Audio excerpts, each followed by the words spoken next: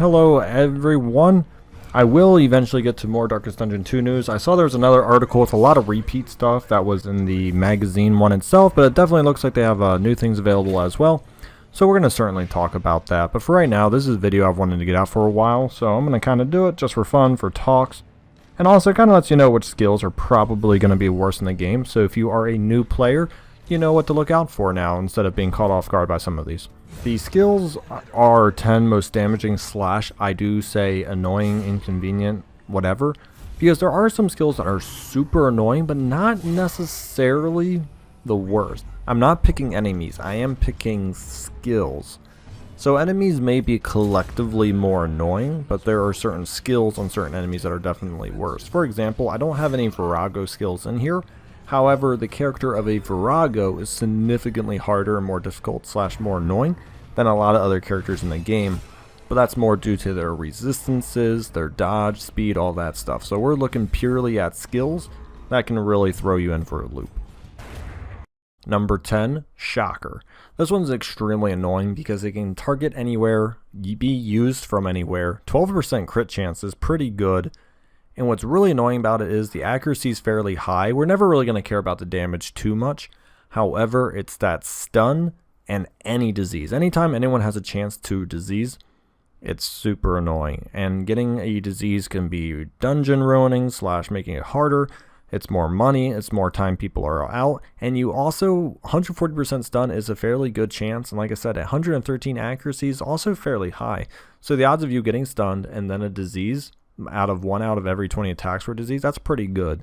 So on the sheer annoyance of getting stunned, reliably hit by it, and a chance to get any disease, I keep stressing that because there are some brutal diseases in the game.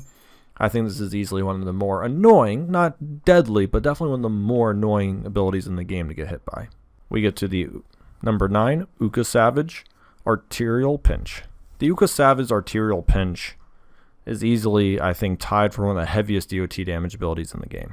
But the reason why it ranks lower for having 10 DOT damage is you can get people with fairly high bleed resistances. You could theoretically guard, and there's also obviously heroes who can remove bleed / transfer bleed, and obviously bandages exist. We can remove this. However, in scenarios where you don't have that, and as you can see, the debuff is minus 33% heals received, so even though you're losing 10 HP, the incoming heals are going to have to be significantly higher to keep making up for that 10 heal. So between the debuff, the accuracy is okay, but a 14% crit chance is pretty good.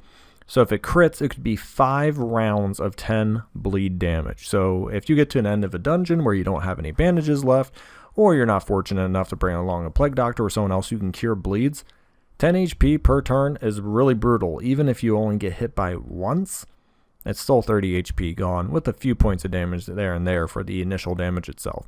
However, this ability left alone and unchecked is certainly a killer.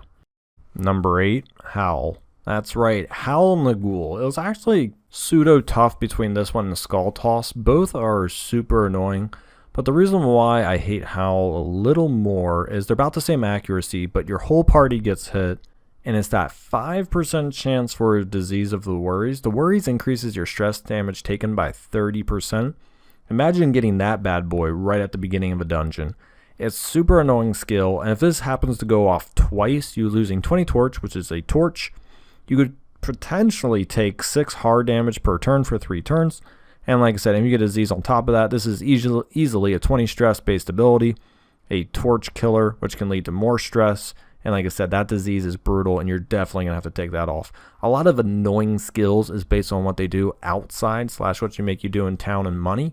So a lot of these you're going to see a similar trend of having to use provisions, having to get rid of diseases, having Har on, because laudanums aren't something I bring along often. And even if you do, you have to make sure you kill off the Ghoul, because he'll just keep applying this.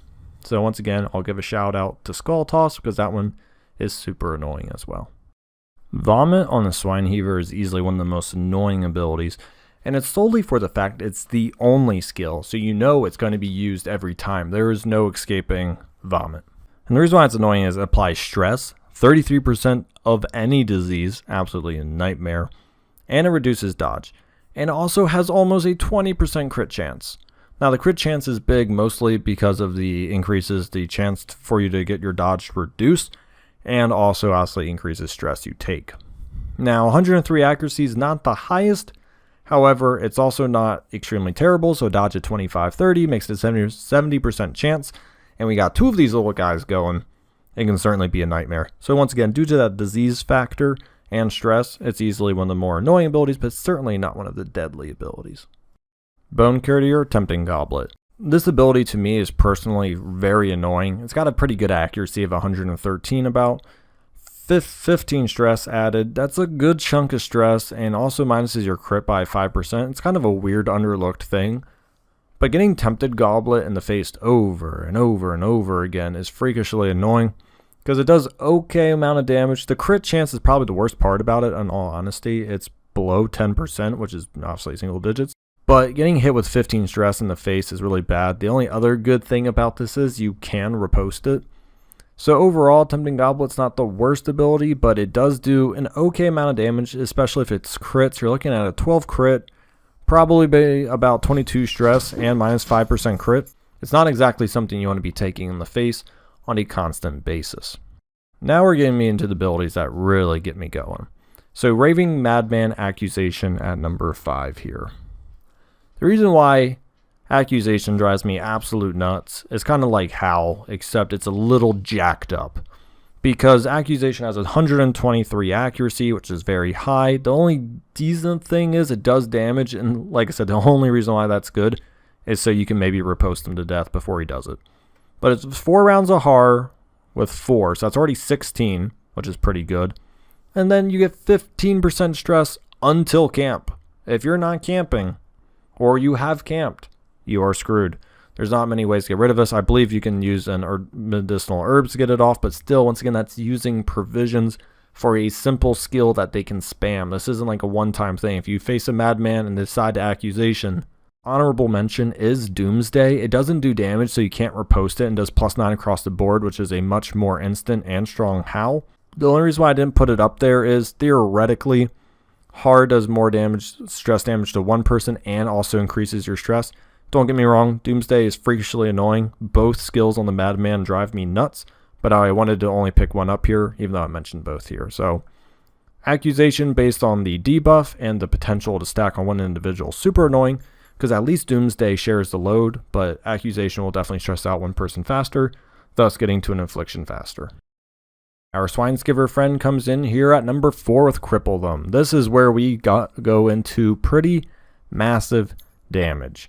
Accuracy is the worst part of this ability, sitting at only 98%, so it can actually be dodged pretty well, but it would be unjust to not talk about the potential damage and debuffs that this ability slings out. So it's positions 2, 3, and 4 on your side, which is, it's a triple AoE. 6 to 13, you're thinking, it's not the most damage. Well, if it crits, it's 19 damage, and then you get 3 bleed on top of that for X amount of turns, and then you go slower and have less dodge, so its bad accuracy is now made up for in the sense that you're losing dodge. So essentially, if it goes off, it becomes 106 accuracy the next turn, which, still isn't the highest. However, you're definitely not going to go before this thing does because of your -6 speed. So due to the debuff, the decent damage it can do, and the DOTs that can line you up for an immediate death door check after that, this ability is definitely a killer and has to be extinguished by pulling the Swine Skiver to the front, so it has to Goring Flight. Other than that, if you let a Swine Skiver cripple them 2 or 3 times in a row, your party's going to be shaken even if you bring in a Vestal. So the Cultist Witch got pretty high at number 3 here, and we're going to be talking about Stressful Incantation. This thing drives me insane because it does 1 to 3 damage, which can be riposte thankfully, but it's plus 20 stress, plus 20. If you have someone with like plus 20% stress trinket on, you're taking 24. It theoretically almost only takes 4 of these abilities on one person to get them to an affliction. This ability is brutal, and I'd much rather any chance of the day Eldritch Pull or push. And it also marks and reduces torch. So once again, we get into that territory where we're bringing down the torch, which increases the stress. And then you're marked for cultist brawlers, anything else, fungal scratcher, anything that can function off a mark, you now have it.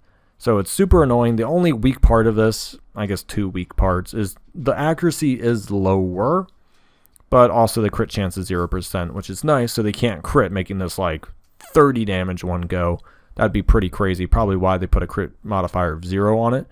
But it can also be used in any position, so it's super annoying. No matter where you push or pull them, they need to be stunned so they don't do this to your party on a repetitive basis. And you fight 2 witches in a row with their decent speed, they can give you almost 40 stress in one turn. So if you're not bringing a Crusader or a Jester, that can be very difficult to make up. At number 2, we get to Tentacle Devour. This ability on a mark is a killer. It is just absolutely nuts. It's 20% chance to crit, so 1 out of 5, which is way more than you want when this bad boy is popping off 100% damage increased for 10 to 20 damage. So you can do anywhere between 20 and 40 damage on a critical, 60 damage on a critical. There's not many people in the game who are going to withstand a 60 critical and not be on death's door. So essentially it's almost an instant death door maker 1 out of 5 times if you're marked, which isn't that hard to be in the wheel. There's a couple of things that can mark you, such as the fungal artillery and stuff. So there's ways to get marked. It can smack you up towards the upper end of 60 damage. Even on Age's natural attack, it can be a 30 damage crit. There's not a lot of monsters in the game that can just casually pop off a 30 bomb like that. And that's probably about 2/3 to half your HP. That's pretty brutal. And also it decreases your crit chance on you, so it makes killing them even faster worse. And I don't even want to say their accuracy is bad. At 108, that's pretty respectable in all honesty. So I wouldn't even say this is reliably dodged a lot. What you really want them to do is weaken prey a lot and never not get off that, I guess. Because it does mark you and then sits you up for Tentacle Devour, but at least it's only 4 to 7 damage. Now, obviously the debuffs are brutal on it, but you can at least medicinal herb that off. Medicinal herbs on 60 damage, I mean, you can do it, I just don't know how much it's going to help you in the end. Number 1, Treebranch Smackdown. We had to mention it in here, and why is that? It's literally the home run machine, and the problem about the home run machine is the home run machine can hit from anywhere. Ranks 1 to 4, now it can only hit positions 1 and 2 on your side, which is maybe the only saving factor. And the reason why I say that is it does have a 98 accuracy, which isn't great, so if you stack buff someone to maybe 60 dodge, which can be done fairly easily. So if you guard someone and stack dodge to 60 or 70, you allow yourself about a 25-30% chance to be hit. But when you do, it's between 19 and 37, and 1 out of 8 attacks essentially are going to land a critical, which goes up to, I believe about, what is that, 54, 55? So you're going to get cracked for 54, naturally, no mark, no nothing, which the high end of the Carrion Eater was 60. However, this is just a raw 54 if it hits you in the face, and it's going to happen 1 out of 8 swings. So if you get unlucky and it swings twice and it gets you on one of them, once again, probably an immediate death door check, which is brutal. And it does have a knockback on it, which may actually screw with your party if your position 2 goes to position 3. This is by far one of the most deadly abilities. And remember, deadly abilities are typically what get heroes in the grave. Stress abilities will help along the way, but damaging abilities are definitely the quickest way to be digging out a grave for a friend or two. I hope you liked that video. Definitely probably one of the top. Obviously those abilities are what I think are absolutely the worst. There's some more that are annoying and probably honorable mentions, and depending on your playstyle, some of these may not be as big of an issue. If you really like riposte builds, for example, Tempting Goblet on the Bone Courtier is probably not that bad in all honesty. You probably hit them with the riposte and then they hit you and then you kill them. You never feel that stress damage. And as I said, the amount of physical damage they do isn't particularly brutal. But that's a playstyle. If you don't run a lot of riposte, Bone Courtiers could be one of the most annoying things ever, because you may not have a chance to kill them quickly. Thank you for watching. I hope you enjoyed. Leave a comment below of which abilities you think are the most deadly / most annoying in your opinion.